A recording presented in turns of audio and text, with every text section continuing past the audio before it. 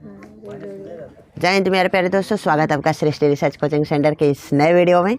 आज UP board MSQ most important for science देखिएगा। इसमें हम कुछ विकल्पी प्रश्न दिए हैं फिजिक्स, केमिस्ट्री और बायो से। यह टोटल प्रश्न मोस्ट इम्पॉर्टेंट होंगे MSQ के लिए, क्योंकि इसी से ज़्यादा प्रश्न आपको पिछले वीडियो में ही देख चुके हैं कि कितना प्रश्न ज़्यादा से ज़्यादा मात्रा में लड़ा है। इस वीडियो में भी देखना है कि आपको कितना से ज़्यादा प्रश्न आपको देखने को मिलेगा। जैसे कह रहा है कि यदि वस्तु का प्राप्त प्रतिबिंब छोटा व आभासी हो तो वस्तु प्रयुक्त किया जाता है। जहाँ पर छोटा और आभासी की बात करेगा तो बस उसमें देखिएगा छोटा और आभासी।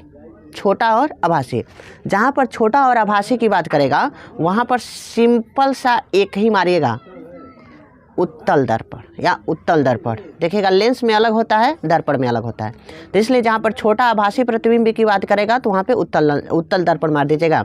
उसके बाद से नेक्स्ट क्वेश्चन है कि मानव नेत्र वस्तु का प्रतिबिंब बनाती है तो कार्नियप बनाती है? बिल्कुल नहीं। परितारिका भी बनाती है? नहीं। पुतली भी बनाती है? बिल्कुल नहीं। दृष्ट पटल पे बनाती है तो इसका आंसर क्या हो जाएगा? दृष्ट पटल हो जाएगा। उसी तरह से विद्युत ऊर्जा का तुल्य होता है, यानी कि जो विद्युत ऊर्जा होता है वो किसके तुल्य होता है? तो इसमें आपका एक चैप्टर है विद्युत में जो कि कहते हैं विद्युत धारा का ऊष्मीय प्रभाव। उसमें जो चैप्टर है हमको लग रहा है कि 7 प्रश्न आपको इसे देंगे उसी तरह से बनाकर। तो उसमें सबसे इम्पोर्टेंट है कि इसमें विद्युत धारा का तो जो विद्युत धारा होता है उत्तुल्य होता है V² T/R के। तो V² T/R के, तो इसका आंसर हो सकता है V² T/R क्या हो जाएगा? प्रतिरोध का मात्रक होता है तो प्रतिरोध का मात्रक ओम होता है। प्रतिरोध का मात्रक क्या होता है? ओम होता है। उसी तरह से कॉपर सल्फेट के जलीय विलयन की pH मान होगा तो कॉपर सल्फेट के जलीय विलयन का pH मान 7 से अधिक होता है, तो इसका आंसर क्या हो जाएगा? Is greater than 7। Next question है कि नौशादर की कास्टिक सोडा के साथ अभिक्रिया होती है तो क्या बनाएगा? यहाँ पे दे दिया NH4Cl NaOH। जब गिब्स कर रहा है तो सोडियम क्लोराइड बना दे रहा है, Z दे रहा है, उसके बाद से H2O दे रहा है। इसमें पूछ रहा है कि Z का स्थान क्या हो सकता है? तो Z का स्थान जब इसमें परस्पर आपस में अभिक्रिया करेगा तो यहाँ पर NH3 बना देगा। क्या बना देगा? NH3। तो इसका आंसर क्या हो जाएगा? NH3। उसी तरह से कह रहा है निम्न में से किस में कार्बन के मध्य द्वितीय बंध पाया जाता है? अगर IPSC नाम आप पढ़ना चाहते हैं, इससे पहले वाला वीडियो नहीं देखे हैं तो मैं आपको रिकमेंड करूंगा कि जाके जरूर उस वीडियो को देखें, क्योंकि it is the most important for UP board. इसमें हम आपको ये बताए थे कि कार्बन परमाणुओं के मध्य अगर सिंगल बॉन्ड देखने को मिला है तो उसमें N जुटता है। कार्बन परमाणुओं के मध्य अगर द्विबंध जुट रहा है तो उसमें इन जुटने को मिलता है, देखने को मिलता है। और कार्बन परमाणुओं के मध्य अगर ट्रिपल बॉन्ड देखने को मिलता है तो इसमें आयन जुड़ता है। तो इसलिए इसमें कह रहा है कि कार्बन परमाणुओं के मध्य द्विबंध की बात कर रहा है, तो द्विबंध में क्या जुट जाएगा? इन जुट जाएगा। तो उसको क्या पढ़ेंगे? एथेन में पढ़ेंगे कि एथीन पढ़ेंगे कि एथाइन पढ़ेंगे? तो इसका क्या आंसर हो जाएगा? एथीन हो जाएगा। नेक्स्ट क्वेश्चन है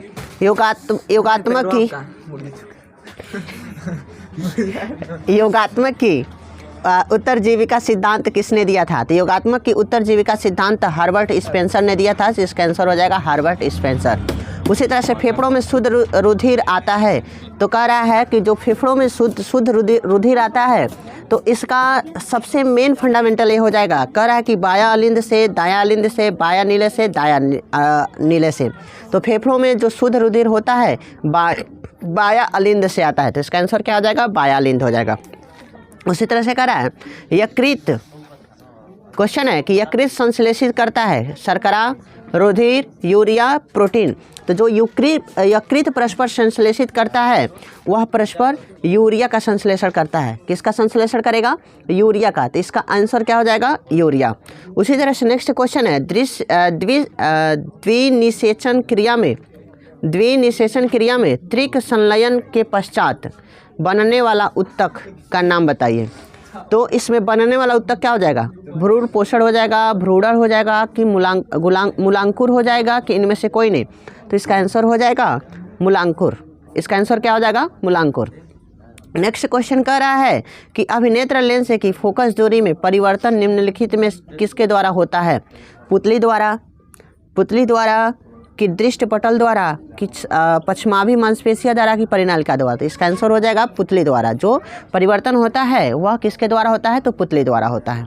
तो फिर से क्वेश्चन कर रहा है कि विद्युत ऊर्जा का मात्रक होता है किलोवाट होता है, कि किलोवाट होता है, कि सौर शक्ति होता है, कि जूल प्रति सेकंड होता है, कि वाट होता है। तो जो विद्युत ऊर्जा होता है इसका मात्रक होता है किलोवाट। इसको किलोवाट में रखा जाता है विद्युत ऊर्जा का मात्रक।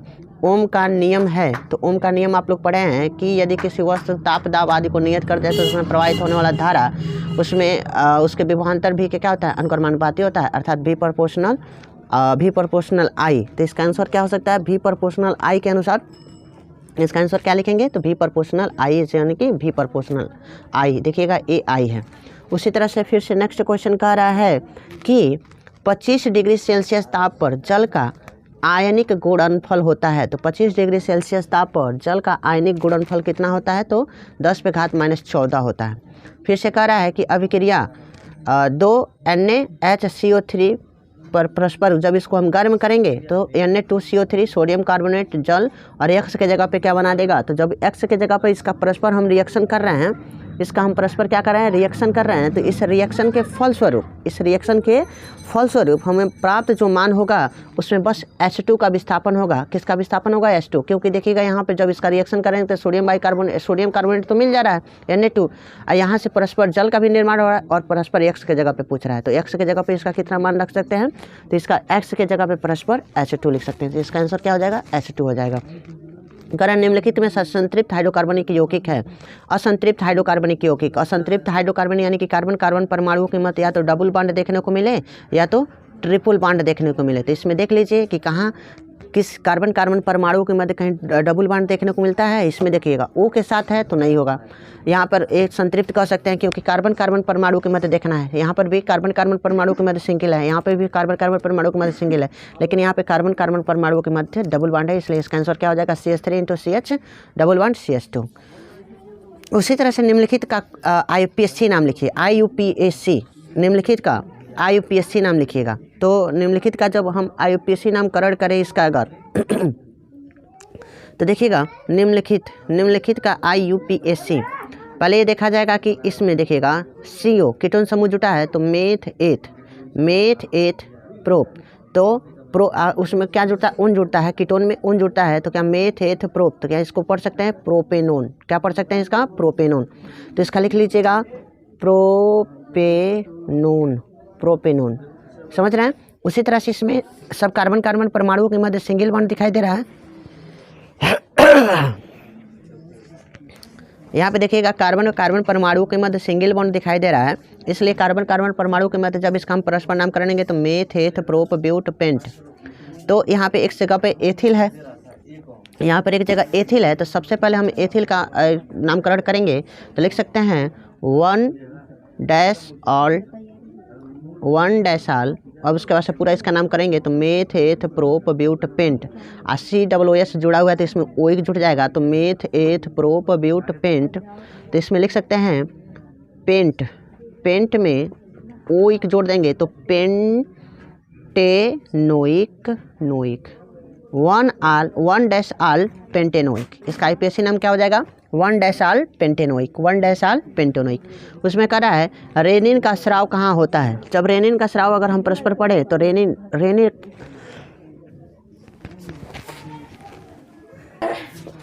जैसे कि यहाँ पर एक और क्वेश्चन दिखाई दे रहा है कि रेनिन का स्राव कहाँ से होता है।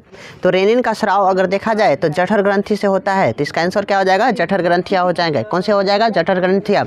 उसी तरह से फिर से नेक्स्ट क्वेश्चन कर रहा है निम्नलिखित में से क्रेब्स चक्कर का क्रिया स्थल है गाल्जिका की गुहा में, कोशिका द्रव्य में, माइटोकांड्रिया का आधार द्रव्य में। तो इसका आंसर क्या हो सकता है, माइटोकांड्रिया का आधार द्रव्य में, यानी कि क्रेब्स चक्कर जो होता है वह माइटोकांड्रिया में होता है।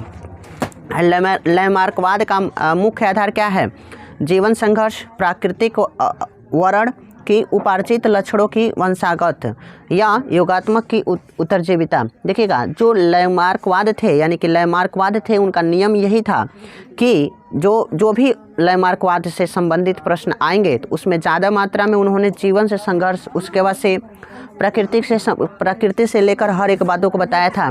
तो उसमें ज़्यादा मात्रा में आप लोग ध्यान दीजिएगा कि जो लैमार्कवाद है, कौन सा लैमार्कवाद है, वह उपार्जित लक्षणों की वंशांगत नियम के विषय में बताया था लैमार्कवाद। उसी तरह से प्राग नली में नर युग्म की संख्या होती है, प्राग नली में नर युग्म की संख्या कितनी होती है? तो प्राग नली में नर युग्म की संख्या 2 होती है। कितनी होती है? 2 होती है।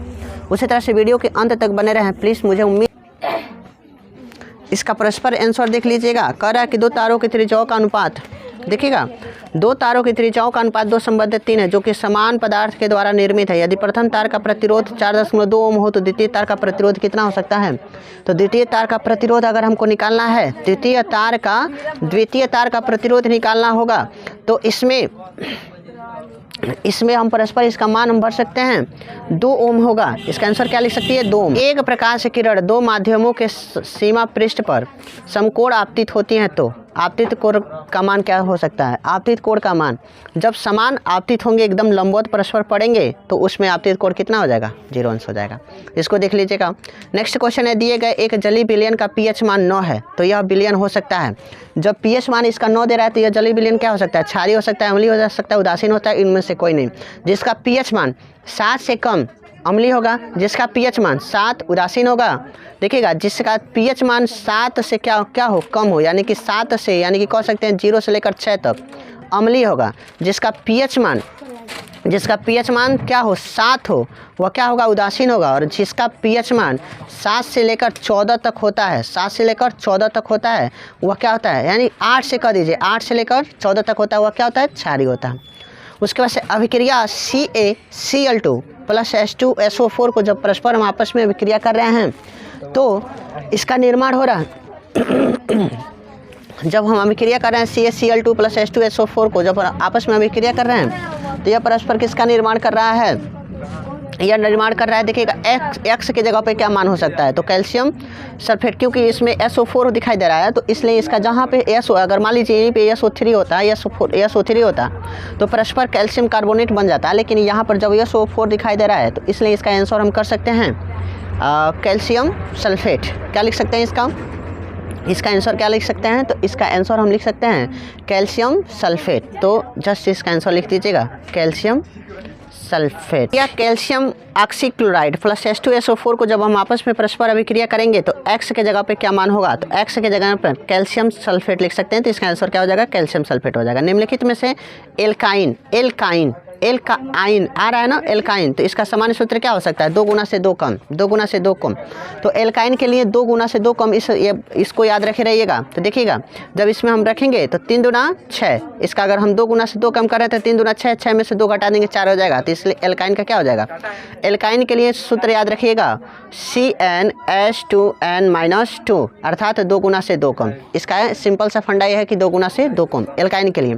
उसके बाद से कह रहा है खनिज लवणों का अवशोषण होता है। जो खनिज लवण होते हैं वो कहाँ पर अवशोषण होते हैं? जड़ों द्वारा, तनों द्वारा, पत्तियों द्वारा, कि इनमें से कहीं नहीं। तो खनिज लवण का अवशोषण किसके द्वारा होता है? तो जड़ों द्वारा होता है। किसके द्वारा होता है? जड़ों द्वारा। कह रहा है नाभिकीय ऊर्जा संयंत्रों से प्रयुक्त ईंधन है, कापर है, ग्रेफाइट है, टाइटेनियम है कि यूरेनियम है? नाभिकीय ऊर्जा में ज़्यादा मात्रा में हम प्रयुक्त ईंधन किसको रखते हैं? यूरेनियम को रखते हैं। इसका इसमें यूरेनियम हो जाएगा। निम्नलिखित में से किस अवस्था में भ्रूण का मानव गर्भ में रोपण होता है? मोरूला द्वारा, गैस्टूला द्वारा, ब्लास्टूला द्वारा कि युग्मनजों द्वारा? तो इसका अगर हम आंसर कहें तो लिख सकते हैं कि ब्लास्टूला द्वारा। किसके द्वारा? ब्लास्टूला द्वारा, यानी कि यह परस्पर ब्लास्टूला द्वारा, हाँ ब्लास्टूला द्वारा भ्रूण का, युग्मनज द्वारा नहीं। नेक्स्ट क्वेश्चन है, इसका आंसर क्या बताता है? ब्लास्टूला द्वारा, एकदम सही है। उसी तरह से कह रहा है कि कॉपर टी है। कॉपर टी क्या हो सकता है? यानी कि रोग निरोधक है, गर्भ निरोधक है, दंत उपकरण है कि डिंबन वर्धक है? तो जो कॉपर टी होता है यह गर्भ निरोधक होता है। तो इसका आंसर क्या हो जाएगा? गर्भ निरोधक। माय डियर स्टूडेंट, अगर वीडियो पसंद आए तो प्लीज़ वीडियो को लाइक करें, चैनल पर नए तो चैनल को सब्सक्राइब करते हैं, बेल आइकन को ऑल पे प्रेस कर दें। और इसी तरह से मोटिवेशनल स्पीच को देखने के लिए, वीडियो को देखने के लिए प्लीज़ चैनल को सब्सक्राइब करें, बेल आइकन को ऑल पे प्रेस कर दें।